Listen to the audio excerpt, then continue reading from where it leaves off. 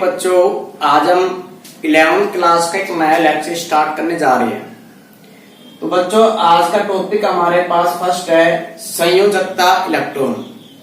कोई भी जो परमाणु है उसमें बहुत सारे सेल पाए जाते हैं और जो सबसे भारी वाला जो सेल होता है उसको कहते हैं बाह्यतम कोश। बाह्यतम कोश कहते हैं या इसका दूसरा नाम होता है संयोजी कोश। तो कोई भी हमारे पास जो परमाणु है उसमें बहुत सारे कोश पाए जाते हैं। सबसे भारी वाला जो कोश होता है वो कहलाता है बाह्यतम कोश और या क्या कहलाता है, संयोजी कोश कहलाता है। और संयोजी कोश में जो इलेक्ट्रॉन उपस्थित होते हैं या जितने भी इलेक्ट्रॉन उपस्थित होते हैं वो कहलाते हैं क्या, संयोजी इलेक्ट्रॉन कहलाते हैं। और यही क्या कहलाती है, संयोजकता इलेक्ट्रॉन। तो किसी भी परमाणु के बाह्यतम कोश में या संयोजी कोश में उपस्थित इलेक्ट्रॉनों की संख्या ही क्या कहलाती है, संयोजी इलेक्ट्रॉन कहलाती है। जैसे एग्जाम्पल की बात करें हम इसमें, तो एग्जाम्पल ही हमने किसका, सोडियम का। सोडियम का एटॉमिक नंबर कितना हमारे पास है, 11। तो फर्स्ट कोश में क्या होगा, इसमें 1s2। तो इसका इलेक्ट्रॉनिक विन्यास क्या होगा, 1s2 2s2 2p6 और 3s1। तो ये जो 3 का मतलब है इसमें तीसरा सेल है। तो इसका जो बाह्यतम कोश है उसमें कितने इलेक्ट्रॉन है, 1। तो हम कह सकते हैं कि सोडियम के संयोजी इलेक्ट्रॉन कितने होते हैं, 1 होते हैं। या सोडियम के बाह्यतम कोश में कितने इलेक्ट्रॉन है, 1 इलेक्ट्रॉन है। तो ये हमारे पास था संयोजकता इलेक्ट्रॉन्स। किसी भी परमाणु के बाह्यतम कोश में उपस्थित इलेक्ट्रॉन की संख्या क्या कहलाती है, संयोजी इलेक्ट्रॉन कहलाती है।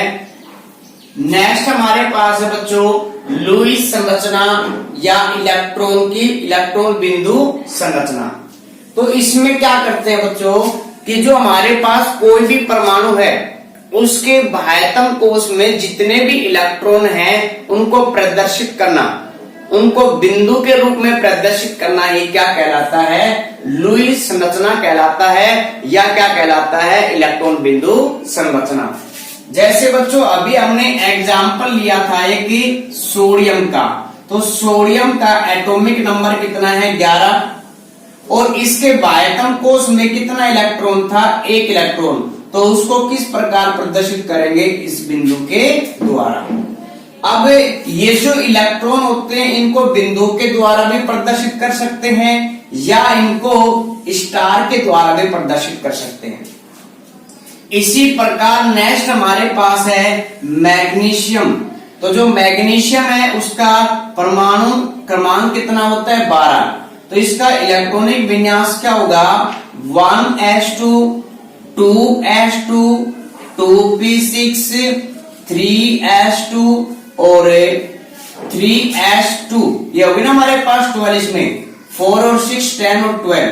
तो जो हमारे पास मैग्नीशियम है उसके बाह्यतम कोश में कितने इलेक्ट्रॉन है, 2 इलेक्ट्रॉन। तो इसको कैसे रिप्रेजेंट करेंगे कि जो मैग्नीशियम है और उसके पास कितने इलेक्ट्रॉन है, 2 इलेक्ट्रॉन है। तो ये जो हमारे पास स्ट्रक्चर है ये क्या कहलाती है, इलेक्ट्रॉन बिंदु संरचना या क्या कहलाते हैं, लुईस की संरचना कहलाती है। इसी प्रकार अगर हम बात करें किसकी, एल्यूमिनियम की बात करें, तो एल्यूमिनियम का परमाणु क्रमांक कितना होता है, 13।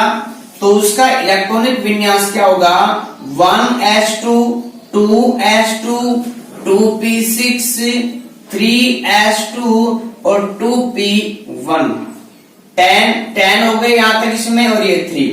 तो इस जो हमारे पास एल्यूमिनियम है इसके बाह्यतम कोश में कितने इलेक्ट्रॉन है, 3 इलेक्ट्रॉन है। तो यहां से हमारे पास जो एल्यूमिनियम है तो यहाँ पे किस इसकी इलेक्ट्रॉन बिंदु संरचना किस प्रकार प्रदर्शित करेंगे कि एल्यूमिनियम के पास कितने इलेक्ट्रॉन, 3। तो 1 2 और 3। तो ये किसकी इलेक्ट्रॉन बिंदु संरचना कहलाएगी, एल्यूमिनियम की।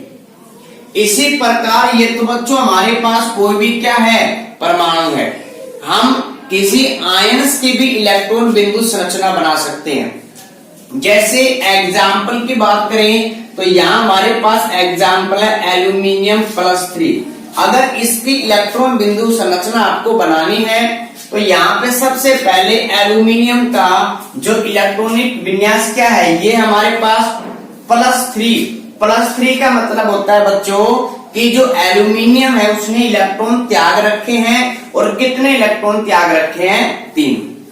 तो यहां से 3 का मतलब है कि एक तो 2p में से इलेक्ट्रॉन गया, एक किस में गया हमारे पास में 2s में, तो यहां से इलेक्ट्रॉन जा चुके हैं। तो इसका जो आउटर शेल जो बाह्यतम कोष है वो कितना है, दूसरे वाला कोष होगा, और दूसरे वाले कोष में कितना, इसमें 8 इलेक्ट्रॉन है। तो अब आप क्या करोगे, जो एल्यूमिनियम +3 है उसमें 8 इलेक्ट्रॉन है, तो आप इसको इस प्रकार क्या करोगे, प्रदर्शित करोगे। तो जो लुईस संरचना है या इलेक्ट्रॉन बिंदु संरचना है कि उसमें किसी भी परमाणु के बाह्यतम कोष में उपस्थित जितने भी इलेक्ट्रॉन होते हैं उनको या तो बिंदुओं के द्वारा या स्टार के द्वारा प्रदर्शित करना ही क्या कहलाता है, लुईस संरचना कहलाता है, या क्या कहलाता है, इलेक्ट्रॉन बिंदु संरचना कहलाता है। तो बच्चों आप इसी के साथ आपको कुछ एग्जाम्पल दिए जा रहे हैं, उनकी आपको प्रैक्टिस करनी है। जैसे हमारे पास है सल्फर व S-2 सल्फाइड, इसमें दो आपके पास एग्जाम्पल है। सल्फर का एटॉमिक नंबर कितना होता है, 16 होता है। इसी प्रकार हमारे पास एक तो है हमारे पास है क्लोरीन, और दूसरा हमारे पास है क्लोराइड।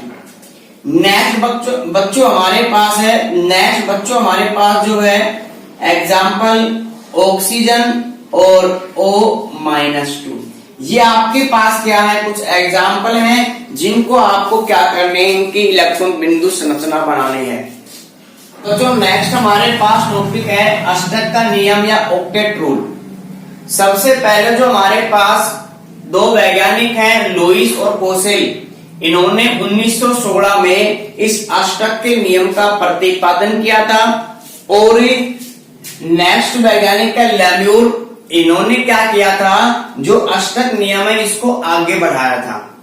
तो अष्टक नियम क्या है बच्चों, अष्टक नियम के अनुसार अगर किसी भी परमाणु के बाह्यतम कोष में कितने इलेक्ट्रॉन होते हैं, 8 इलेक्ट्रॉन होते हैं, तो जो वो परमाणु है वो क्या होंगे, स्थायी होंगे।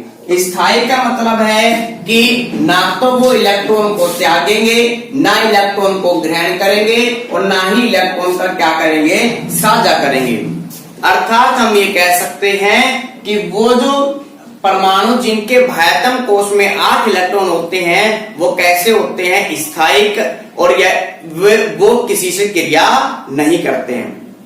लेकिन अगर बात करें इसमें कि ऐसे परमाणु जिनके बाह्यतम कोष में जो इलेक्ट्रॉन 8 से या तो कम होते हैं या 8 से क्या होते हैं, अधिक, तो अष्टक नियम के अनुसार ही कि जिन परमाणु के बाह्यतम कोष में अगर 8 इलेक्ट्रॉन नहीं होते हैं तो वो परमाणु या तो इलेक्ट्रॉन को त्यागेंगे, और या इलेक्ट्रॉन को क्या करेंगे, ग्रहण, या इलेक्ट्रॉन का क्या करेंगे, साझा। इन तीनों के द्वारा वो परमाणु अपने बाह्यतम कोष में 8 इलेक्ट्रॉन पूरा करने की क्या करते हैं, कोशिश करते हैं। यानी कि अगर किसी परमाणु के बाह्यतम कोष में 8 इलेक्ट्रॉन नहीं है तो वो या तो इलेक्ट्रॉन को त्याग कर, या इलेक्ट्रॉन को ग्रहण करके, या इलेक्ट्रॉन का साझा करके क्या करते हैं, 8 इलेक्ट्रॉन को पूरा करते हैं। ये हमारे पास है अष्टक का नियम। अब इस अष्टक के नियम के आधार पे हम बच्चों कुछ एग्जाम्पल देखते हैं। तो फर्स्ट एग्जाम्पल हमारे पास है Cl2, यानी कि जो क्लोरीन अणु है उसकी बात कर रहे हैं। तो सबसे पहले हमारे पास जो एक क्लोरीन है उसका परमाणु क्रमांक कितना होता है, 17 होता है। तो इसका जो इलेक्ट्रॉनिक विन्यास क्या होगा, 1s2 2s2 2p6 3s2 3p, यहाँ पे कितना हो गया हमारे पास 10 12, और यहाँ पे क्या आएगा 5 आएगा। तो जो हमारे पास क्लोरीन है इसके बाह्यतम कोश में कितने इलेक्ट्रॉन है? 7 इलेक्ट्रॉन है। तो हम इसको इस प्रकार प्रदर्शित कर सकते हैं कि क्लोरीन है, इसके बाह्यतम कोश में कितने हैं? 7 इलेक्ट्रॉन। तो 1 इलेक्ट्रॉन, 2, 3, 4, 5, 6 और 7 इलेक्ट्रॉन। इसी प्रकार जो क्लोरीन है, दूसरा क्लोरीन है, उसके बाह्यतम कोश में भी कितने हैं? 7 इलेक्ट्रॉन। 1, 2, 3, 4, 5, 6 और 7। क्या इस क्लोरीन के बाह्यतम कोश में 8 इलेक्ट्रॉन है क्या? नहीं है। क्या इस क्लोरीन के बाह्यतम कोश में 8 इलेक्ट्रॉन है क्या? नहीं है। तो बच्चों ये क्या करेंगे कि ये अपने एक एक इलेक्ट्रॉन को क्या रखते हैं? बीच में रखते हैं, यानी कि एक एक इलेक्ट्रॉन का क्या करते हैं? साझा। और साझा करने के फलस्वरूप अब ये जो इलेक्ट्रॉन 2 है हमारे पास, इन पर दोनों परमाणुओं का क्या होगा? अधिकार होगा।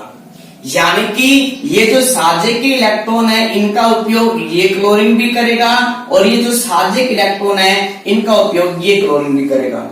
अब अगर हम बात करते हैं कि जब इन्होंने एक एक इलेक्ट्रॉन का साझा किया, तो इनके बाह्यतम कोश में अब कितने इलेक्ट्रॉन हैं? तो 2, 4, 6 और 8। इसी प्रकार इस क्लोरीन के आउटर शेल में 2, 4, 6, 8, यानी कि जो हमारे पास क्लोरीन है, उन्होंने एक एक इलेक्ट्रॉन का साझा किया, और साझा करके अपने अष्टक को क्या कर लिया? पूरा कर लिया। इसी प्रकार बच्चों हम दूसरा एग्जाम्पल देखते हैं, वो हमारे पास है नाइट्रोजन का, N2 अणु का है। तो जो नाइट्रोजन है, उसका जो परमाणु क्रमांक वो कितना होता है? 7 होता है। तो इसका इलेक्ट्रॉनिक जो विन्यास है वो है 1s2, 2s2 और 2p3। हो गए ना 7 इसमें, 2 और 2 4 और 3 क्या हो गए? 7 इसमें। अब हम बात करें इसके नाइट्रोजन के बाह्यतम कोश में, तो ये जो सेकंड वाला कोश है, ये क्या है? इसका बाह्यतम कोश है। 2 और 3 कितने हो गए हमारे पास? 5। यानी कि नाइट्रोजन के बाह्यतम कोश में कितने इलेक्ट्रॉन पाए जाते हैं? 5 इलेक्ट्रॉन पाए जाते हैं। तो क्या इस नाइट्रोजन के बाह्यतम कोश में 8 इलेक्ट्रॉन है क्या? नहीं है। तो ये क्या करेगा बच्चों? साझा करेगा। तो एक नाइट्रोजन हमारे पास है और ये दूसरा नाइट्रोजन, तो ये क्या करेगा कि कितने इलेक्ट्रॉनों की कमी है? 3 इलेक्ट्रॉनों की कमी है। तो नाइट्रोजन 3 इलेक्ट्रॉन का क्या करेगा? साझा। तो नाइट्रोजन के बाह्यतम कोश में कितने इलेक्ट्रॉन है? 5। तो 1, 2, 3, 4 और 5। इसी प्रकार इस नाइट्रोजन के सेल में भी कितने? 5 इसमें, 1, 2, 3, 4, 5। तो ये क्या करेंगे बच्चों? फिर से अपने 3 इलेक्ट्रॉनों का क्या करेंगे? साझा करेंगे, और साझा करके अपने अष्टक को क्या कर लेंगे? पूरा कर लेंगे। तो ये हमारे पास है N2 अणु की इलेक्ट्रॉन बिंदु संरचना। ठीक है, इसमें हमारे पास 2 इलेक्ट्रॉनों के फलस्वरूप कौन सा बंध बनेगा? सिंगल। या हम ये भी कह सकते हैं कि सिंगल बंध में कितने इलेक्ट्रॉन पाए जाते हैं? 2। डबल में कितने पाए जाएंगे? 4। और ट्रिपल में कितने पाए जाएंगे? 6। तो यहाँ पे कितने इलेक्ट्रॉन का साझा हुआ है? 6 का। तो यानी कि नाइट्रोजन और नाइट्रोजन के बीच में एक कैसा बॉन्ड है? ट्रिपल बॉन्ड है। और उनके पास 2 ऐसे इलेक्ट्रॉन होते हैं जो बंध बनाने में भाग नहीं लेते हैं, और जो बंध बनाने में भाग नहीं लेते हैं, ऐसे इलेक्ट्रॉनों को कहते हैं अबंधी इलेक्ट्रॉन। अबंधी इलेक्ट्रॉन। और 2 अबंधी इलेक्ट्रॉन का जो जोड़ा होता है वो कहलाता है लोन पेयर। क्या कहलाता है? लोन पेयर कहलाता है। यानी कि नाइट्रोजन के पास इसमें एक लोन पेयर, इसमें एक लोन पेयर। सेम इसी प्रकार जो हमारे पास क्लोरीन है, उसमें 2, 4, 6 इलेक्ट्रॉन है जिन्होंने बंध नहीं बनाया है। तो इसमें अबंधी इलेक्ट्रॉन की संख्या कितनी है? 6 है। अगर हम बात करें लोन पेयर, तो 2 अबंधी इलेक्ट्रॉन का एक लोन पेयर बनता है। तो इसके पास कुल कितने लोन पेयर है? 3 लोन पेयर इसमें। ठीक है, इसी प्रकार इसके पास भी कितनी है? 3 लोन पेयर है। ठीक है बच्चों, तो ये हमारे पास एग्जाम्पल थे, इसको जल्दी से नोट करो। जल्दी से नोट करो बच्चों, इसको नोट कर लिया सभी ने। अब इसी के साथ बच्चों हम और एग्जाम्पल की बात करते हैं जिनमें हमें देखना है कि वो कितने कितने इलेक्ट्रॉन का क्या करते हैं, साझा करते हैं, और उनकी इलेक्ट्रॉन बिंदु संरचना या लुईस संरचना किस प्रकार बनाते हैं। तो बच्चों नेक्स्ट हमारे पास जो एग्जाम्पल है वो है CH4। CH4 की अगर बात करें तो इसका नाम क्या होता है, मेथेन नाम होता है। तो यहाँ पे हमारे पास दो एटम है, एक तो कार्बन, कार्बन का जो परमाणु क्रमांक है वो कितना होता है, 6 होता है। तो इसका इलेक्ट्रॉनिक जो विन्यास है 1s2 2s2 और 2p क्या आएगा, 2 आएगा। यानी कि इसके बाह्यतम कोश में कितने इलेक्ट्रॉन है, 4 इलेक्ट्रॉन है। इसी प्रकार अगर हाइड्रोजन की बात करें तो हाइड्रोजन का परमाणु क्रमांक 1 है, इसका इलेक्ट्रॉनिक विन्यास होगा 1s1। यानी कि इसके बाह्यतम कोश में कितना इलेक्ट्रॉन है, 1 इलेक्ट्रॉन है। तो यहां से बच्चों आपको एक इंपोर्टेंट पॉइंट याद रखना है आपको कि हाइड्रोजन होता है वो कभी भी अपने बाह्यतम कोश में 8 इलेक्ट्रॉन नहीं रखता है। कितने पूरे करता है, 2 इलेक्ट्रॉन। यानी कि हम ये कह सकते हैं कि जो हाइड्रोजन है वो डुबलेट को पूरा करता है, यानी कि अपने बाह्यतम कोश में अधिकतम इलेक्ट्रॉन कितने रखेगा, 2। तो अब हम इसकी इलेक्ट्रॉन बिंदु संरचना बनाते हैं। तो सबसे पहले बच्चों आपको कार्बन बनाना है। कार्बन के बाह्यतम कोश में कितने इलेक्ट्रॉन है, 4 इलेक्ट्रॉन। कितने हैं, 4 इलेक्ट्रॉन। और हाइड्रोजन के बाह्यतम कोश में 1 है। तो हाइड्रोजन के इलेक्ट्रॉनों को मैंने स्टार से बनाया। क्यों बनाया, क्योंकि आपको पता चले कि ये इलेक्ट्रॉन किसका है, हाइड्रोजन का, और ये इलेक्ट्रॉन किसका है, कार्बन का। वैसे इलेक्ट्रॉन सभी में सेम होते हैं, इलेक्ट्रॉन सभी में सेम होते हैं, लेकिन इन दोनों में अंतर करने के लिए हमने इनको क्या बना दिया, अलग अलग बना दिया। इसी प्रकार जो हमारे पास दूसरा हाइड्रोजन है, तो ये तीसरा हाइड्रोजन, ये हमारे पास चौथा हाइड्रोजन इसमें। अब हमने क्या बनाए, इनके कोश।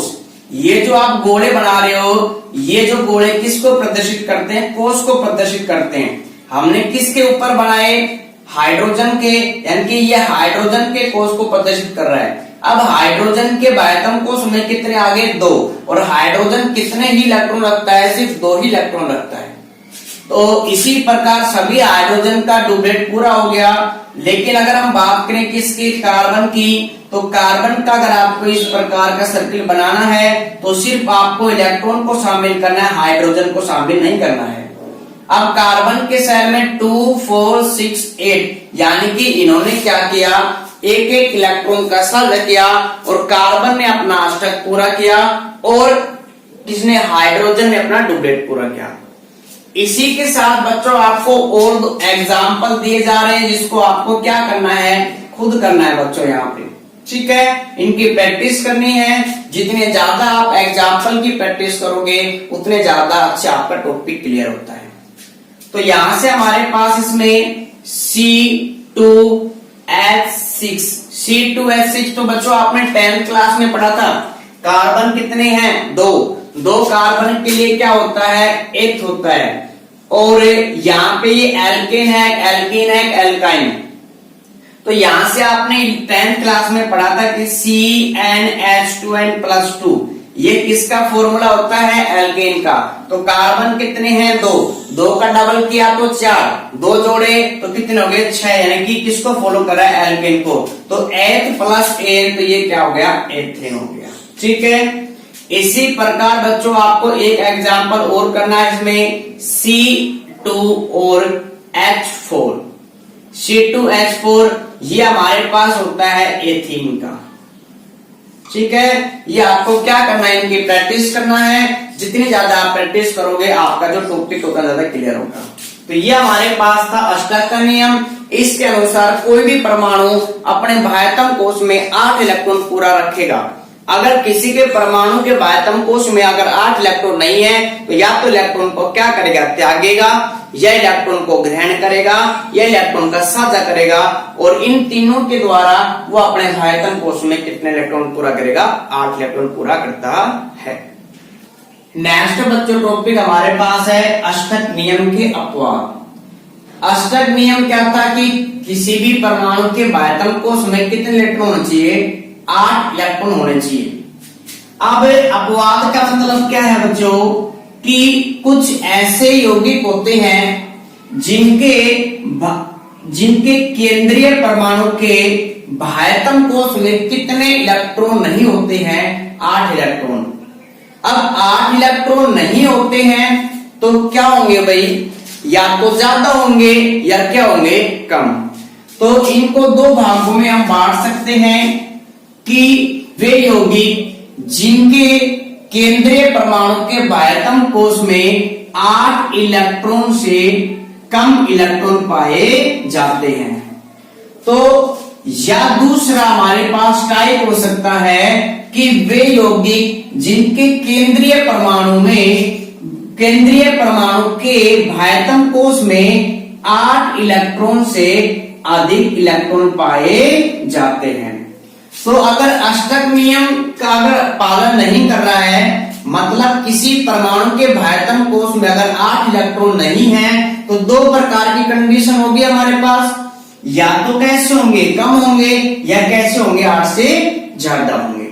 तो वे यौगिक जिनके केंद्रीय परमाणु के बाह्यतम कोश में 8 से कम इलेक्ट्रॉन होते हैं, तो वो यौगिक कहलाते हैं इलेक्ट्रॉन न्यून यौगिक।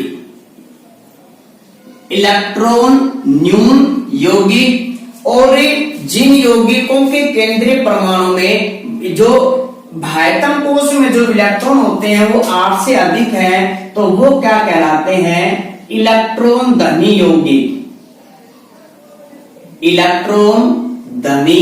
यौगिक। तो डेफिनेशन बच्चों यही है। फर्स्ट हमारे पास है इलेक्ट्रॉन न्यून यौगिक, यानी कि ऐसे यौगिक जिनके केंद्रीय परमाणु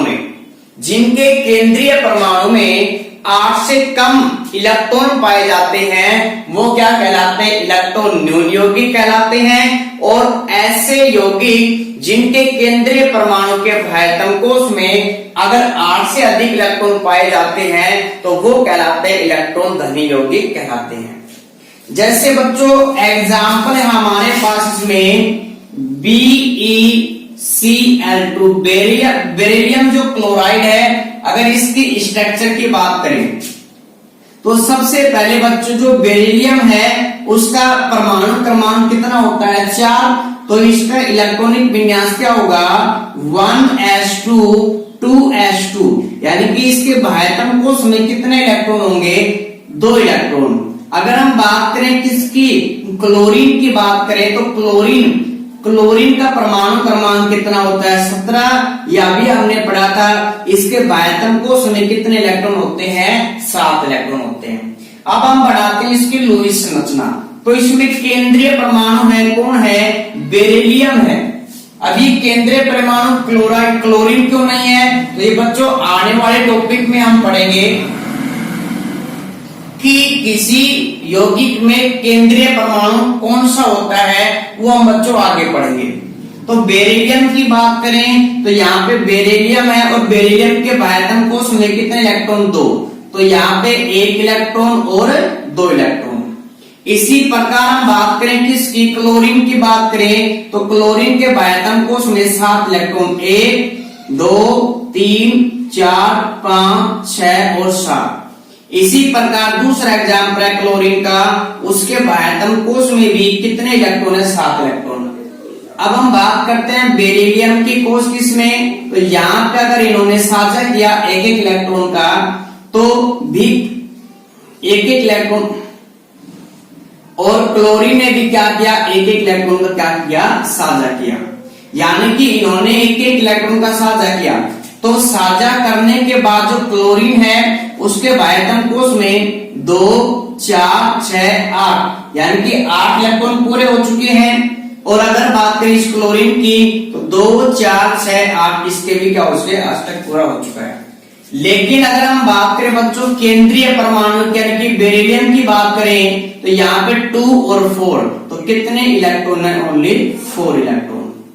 तो जो बेरिलियम क्लोराइड है यानी कि BeCl2 है, इन्होंने क्या किया, अपने इलेक्ट्रॉन का साझा किया और साझा करने के बाद भी इसके बाह्यतम कोश में 8 इलेक्ट्रॉन पूरे नहीं हुए। तो यानी कि ऐसे यौगिक जिनके केंद्रीय परमाणु में 8 इलेक्ट्रॉन से कम इलेक्ट्रॉन होते हैं वो क्या कहलाते हैं, इलेक्ट्रॉन न्यून यौगिक कहलाते हैं। इसी प्रकार बच्चों एक एग्जांपल और हमारे पास में BeCl2, बोरोन क्लोराइड BeCl2। तो यहाँ पे बच्चों जो हमारे पास बोरोन है, बोरोन का परमाणु क्रमांक होता है कितना, 5। तो इसका इलेक्ट्रॉनिक जो विन्यास है वो है 1s2 2s2 और 2p1। तो इसके बाह्यतम कोश में कुल कितने इलेक्ट्रॉन हैं, 3 इलेक्ट्रॉन। इसी प्रकार हम बात करें Cl2, तो क्लोरीन का हम देख चुके हैं कितने 7 होते हैं। तो यहाँ पे फिर से हमारे पास जो सेंट्रल एटम है, केंद्रीय परमाणु कौन है, बोरोन है। तो सबसे पहले आपको बोरोन बनाना इसमें, और बोरोन में कितने इलेक्ट्रॉन है बाह्यतम कोश में, 3 इलेक्ट्रॉन है। अब अगर हम बात करें किसकी, क्लोरीन की, तो क्लोरीन के बाह्यतम कोश में कितने इलेक्ट्रॉन होते हैं, 7 इलेक्ट्रॉन। कितने इलेक्ट्रॉन होते हैं, 7 इलेक्ट्रॉन होते हैं। अब इनकी साझा करते हैं एक एक इलेक्ट्रॉन का। तो जो हमारे पास क्लोरीन है, फिर से इसके बाह्यतम कोश में कितने हो गए, 2 4 6 8, 2 4 6 8। लेकिन अगर बच्चों हम किसकी बात करें, बोरोन की बात करें, तो बोरोन में अब कितने हो गए, 2 4 और 5, यानी कि अभी भी इसका अष्टक पूरा नहीं हुआ है। तो ऐसे यौगिक जिनके केंद्रीय परमाणु के बाह्यतम कोश में अगर 8 इलेक्ट्रॉन पूरे नहीं होते हैं तो वो कहलाते हैं इलेक्ट्रॉन न्यून यौगिक कहलाते हैं। अब हम बच्चों नेक्स्ट बात करते हैं इलेक्ट्रॉन धर्मी यौगिक, यानी कि जिन यौगिकों के केंद्रीय परमाणु के बाह्यतम कोश में 8 से इलेक्ट्रॉन क्या मिलेंगे, अधिक। इसका एग्जाम्पल है PCl5। PCl5 एग्जाम्पल है। तो बच्चों P है हमारे पास है, फास्फोरस है, इसका परमाणु क्रमांक कितना होता है, 15। तो इसका इलेक्ट्रॉनिक विन्यास क्या होगा, 1s2 2s2 2p6 और ये कितने हो गए, 10 हो गए, इसमें 3s2 और 3p3। तो इसके बाह्यतम कोश में कुल कितने इलेक्ट्रॉन है, 5 इलेक्ट्रॉन है। अगर हम बात करें क्लोरीन की, तो क्लोरीन के बाह्यतम कोश में कितने इलेक्ट्रॉन होते हैं, 7 इलेक्ट्रॉन होते हैं। अब हम बच्चों बनाते हैं PCl5 की इलेक्ट्रॉन बिंदु संरचना। तो यहां से जो हमारे पास केंद्रीय परमाणु है वो कौन है, फास्फोरस। देखो केंद्रीय परमाणु में जो यौगिक है, जितने भी आपके पास परमाणु है, जिसकी संख्या सबसे कम होती है वो ही केंद्रीय परमाणु होता है। जैसे BeCl2 में इसकी संख्या कम है, 1 बार है, तो ये केंद्रीय परमाणु है। BeCl2 में भी कितने हैं, 1 है। इसी प्रकार PCl5 में फास्फोरस कितनी बार है, 1 बार है, तो ये केंद्रीय परमाणु। तो सबसे पहले बच्चों आपको केंद्रीय परमाणु बनाना है। अब इसके बाह्यतम कोश में कितने हैं, 5 इलेक्ट्रॉन। तो 1 इलेक्ट्रॉन, 2 इलेक्ट्रॉन, 3 4 और 5 इलेक्ट्रॉन। अब जो क्लोरीन है कितने जुड़े हुए हैं, 5 ही क्लोरीन जुड़े हुए हैं। तो यहाँ पे हमारे पास 1 क्लोरीन और इसके कितने हैं इलेक्ट्रॉन बाह्यतम कोश में, 7 इलेक्ट्रॉन। इसी प्रकार दूसरा क्लोरीन और इसके बाह्यतम कोश में भी कितने इलेक्ट्रॉन है, 7। इसी प्रकार जितने भी हमारे पास क्लोरीन है उनके बाह्यतम कोश में कितने इलेक्ट्रॉन होंगे, 7 इलेक्ट्रॉन होंगे इसमें। अब हम बात करते हैं इनके कोश की। तो यहाँ पे हमारे पास जब इन्होंने एक एक इलेक्ट्रॉन का साझा किया तो सभी क्लोरीन का क्या हो गया, अष्टक पूरा हो गया। क्या हो गया, अष्टक पूरा हो गया। देखो बच्चों यहाँ पे हमारे पास इसमें है 2 4 6 8, 2 4 6 8, 2 4 6 8, यानी कि सभी का क्या हो गया, अष्टक पूरा हो गया। लेकिन बच्चों अगर हम बात करें फास्फोरस की, तो यहाँ पे अगर जब इन्होंने क्या किया, इलेक्ट्रॉनों को साझा किया, तो उसके बाद इसके कोष में कितने इलेक्ट्रॉन है, 2, 4, 6, 8 और 10। यानी कि जो PCl5 है उसके जो केंद्रीय परमाणु के बाह्यतम कोष में कितने इलेक्ट्रॉन पाए जाते हैं, 10 इलेक्ट्रॉन पाए जाते हैं। इसी प्रकार बच्चों हमारे पास इलेक्ट्रॉन धनी जो यौगिक है उसके और एग्जाम्पल है। एक फर्स्ट हमारे पास SF6 है, नेक्स्ट हमारे पास इसमें IF5 और नेक्स्ट हमारे पास एग्जाम्पल है IF7। ये और एग्जाम्पल है बच्चों जिनके केंद्रीय परमाणु के बाह्यतम कोष में 8 से अधिक इलेक्ट्रॉन पाए जाते हैं। तो एक एग्जाम्पल और कर लेते हैं बच्चों इसमें SF6 की बात करें तो यहाँ पे जो हमारे पास सल्फर है उसका एटॉमिक नंबर कितना होता है, 16 होता है। और इसके बाह्यतम कोष में कितने इलेक्ट्रॉन मिलेंगे इसमें, तो इसका इलेक्ट्रॉनिक विन्यास क्या होगा, 1s2, 2s2, 2p6, 3s2 और 3p4 हो गए ना हमारे पास। 4 और 6 10 और 6 कितना हो गया हमारे पास, 16 हो गए। तो जो हमारे पास सल्फर है बच्चों उसके बाह्यतम कोष में कुल इलेक्ट्रॉन कितने हैं, 6 इलेक्ट्रॉन है। ठीक है, नेक्स्ट हमारे पास है फ्लोरीन। तो फ्लोरीन का एटॉमिक नंबर कितना होता है बच्चों, 9। इसका इलेक्ट्रॉनिक कॉन्फ़िगरेशन क्या होगा, 1s2, 2s2, 2p5, 2p5 9 हो गए। तो इसके आउटर सेल में कितने हैं, 7 इलेक्ट्रॉन। तो हमारे पास अगर हम बात करें कि इन दोनों में से केंद्रीय परमाणु कौन होगा, तो बच्चों जिसकी संख्या कम होगी वो एक क्या होगा, केंद्रीय परमाणु।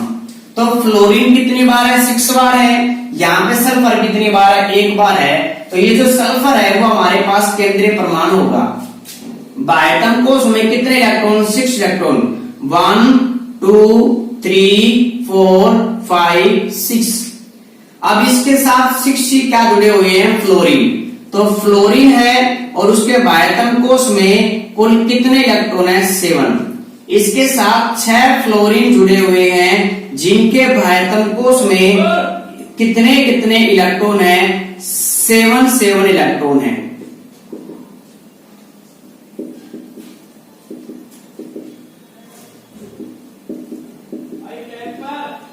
अगर हम बात करें बच्चों इसमें इनके कोष की, तो यहां से सभी जो फ्लोरीन है उनके बाह्यतम कोष में 2, 4, 6, 8, 2, 4, 6, 8, 2, 4, 6, 8 यानी कि सभी का क्या हो गया, अष्टक पूरा हो गया। अगर हम बच्चों बात करें किसकी, सल्फर की बात करें, तो सल्फर यहाँ पे हमारे पास इसके कोष में कितने हो गए, 2, 4, 6, 8, 10 और 2, 4, 6, 8, 10, 12। तो यहाँ पे SF कितने इलेक्ट्रॉन होते हैं बच्चों इसमें, 12 इलेक्ट्रॉन। यानी कि इसमें भी 8 इलेक्ट्रॉन क्या पाए जाते हैं, अधिक। इसी प्रकार जो बच्चों हमारे पास 2 एग्जाम्पल है, IF5, IF7। जो आयोडीन है इसका जो परमाणु क्रमांक होता है वो 53 होता है। कितना होता है, 53। और फ्लोरीन का आपने पढ़ लिया कितना होता है, 9। तो ये जो बच्चों एग्जाम्पल है ये आपको खुद करने हैं। सबसे पहले आयोडीन का आपको क्या लिखना है, इलेक्ट्रॉनिक विन्यास लिखना है। उसके बाह्यतम कोष में आपको क्या देखना है, इलेक्ट्रॉन कितने होते हैं, और इनकी क्या बनानी है आपको, इलेक्ट्रॉन बिंदु संरचना। बच्चों अगर वीडियो आपको पसंद आई है तो इसको लाइक करो, शेयर